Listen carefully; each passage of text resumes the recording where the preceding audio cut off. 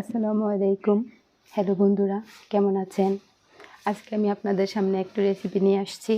সেই রেসিপিটি হলো কচুর বড়া তৈরি করব। আর কচুর বড়া তৈরি করতে কী কী উপকরণ লাগছে সেগুলো আপনাদের সামনে তুলে ধরব। প্রথমে একটা বাটিতে আমি চাউলের গুঁড়ি নিয়েছি।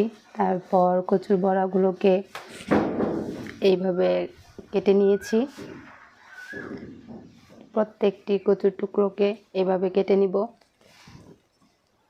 তারপর একটা বাটিতে মরিচের গুঁড়া, হলুদের গুঁড়া, ধনিয়া গুঁড়া, জিরা বাটা, আদা বাটা, রসুন বাটা, দেন লবণ নিয়েছি।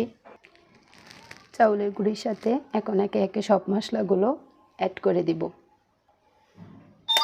জিরা বাটা, রসুন বাটা, আদা বাটা, হলুদের গুঁড়ো, মরিচের গুঁড়ো, লবণ সব কিছু একসাথে অ্যাড করে দিলাম।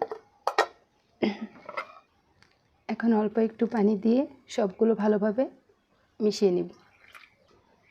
চাউলের গুঁড়োর ব্যাটারটা আমার তৈরি হয়ে গিয়েছে। এখন একটি কড়াইতে তেল নিয়ে নিয়েছি। এখন তেলের মাঝখানে সবগুলো কচুর বড়া একে একে দিয়ে দিব।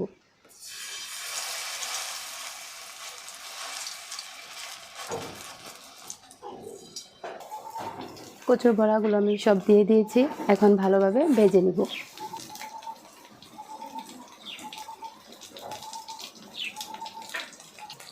বড়াগুলো ভালোভাবে হওয়ার জন্য সুন্দর করে উল্টিয়ে দিব।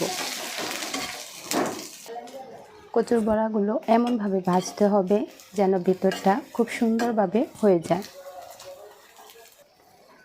বড়াগুলো যখন এরকম বাদামি কালার হয়ে যাবে তখন বুঝে নিতে হবে এটা কমপ্লিট হয়ে গেছে।